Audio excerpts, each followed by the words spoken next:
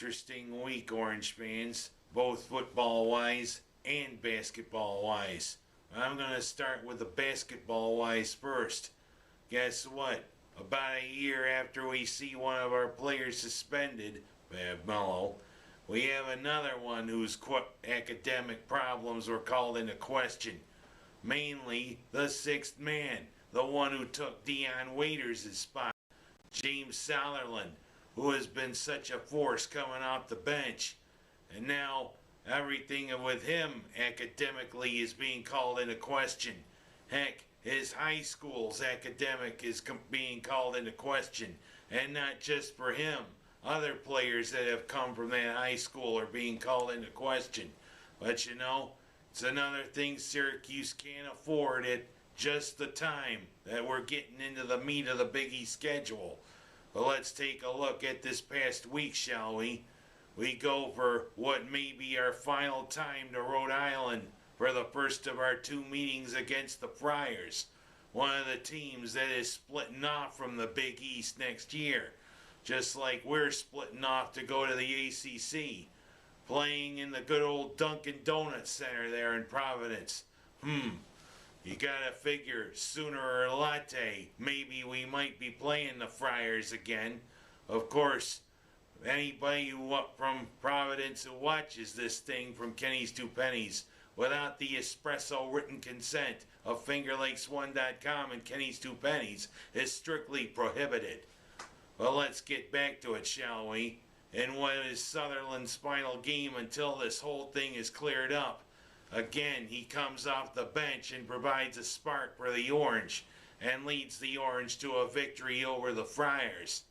And then Saturday comes when Southerland starts his suspension, and it's our good friends from Philadelphia, who I think is also part of that group that's splitting off from the Big East. Our good friends, the Wildcats of Villanova, coming off their off year, who seem to be starting to get their things back together. But all three of our freshmen stood up and came together at just the right time. Jeremy Grant, Duane Coleman, and Trevor Cooney all stepped up in Sutherland's absence, especially Cooney, who finally went from cold shooting to hot shooting there in the second half, right when we needed it. And we score a big victory against the Wildcats. But now we got to figure out what's going to happen with Southerland in this whole situation, because the number one team looms large on our schedule now. The Louisville Cardinals is the next game for the Orange this Saturday down in Louisville. And you know, we could use Southerland at just this time, but you don't know. Could it be another 3-game one like with Bab Mello and then lose the player for the tournament? We'll see. But I mean, 2 straight years of this nonsense, Orange fans. And I mean, as I said with the Dunkin' Donuts Center, sooner or later, something's got to be done. But I don't want to pour any more hot chocolate on it, shall we? And now let's talk about the football team. The ACC schedule for our upcoming season, our 8 ACC opponents were published, and an interesting mix that is coming to the Dome. Boston College, our good friends, are back on the schedule, and Pittsburgh, for the second straight year, will be playing the Panthers in the Dome because the Panthers are going with us to the ACC. But the big game is Clemson coming to the Dome. That should be an interesting one. Dabo Swinney's one of the most enthusiastic coaches there is in college football. And of course, there could be a big-time whiteout for Clemson running up and down the Dome field if the defense can't stop them. Sammy Watkins did get injured, but I don't know whether he may be coming back or going pro. But Sammy Watkins was a force when he played for Clemson in his freshman year. It'll be interesting to see the Tigers come to the Dome. And of course, we got to figure out who is going to be our final non-conference opponent. Tulane is coming to the Dome, and of course we play Penn State. in the new Meadowlands Stadium. The other non-conference opponent I think might be Northwestern. I'm not sure. But we gotta find one more. And it preferably might be an FCS school. Maybe Colgate. Of course, we could always brush our teeth with Colgate, shall we? And also, I should say, the Orange supposedly, I think, have named their new offensive coordinator. He's a guy with ties to the ACC and ties with Arkansas. And they say he's a pretty good recruiter for the ACC type schools. And maybe he can bring his expertise. Something we could use, especially since the one who might have stepped right into Ryan Nassib's shoes decided to decommit from the Orange. Good old Texans. You never know what to expect.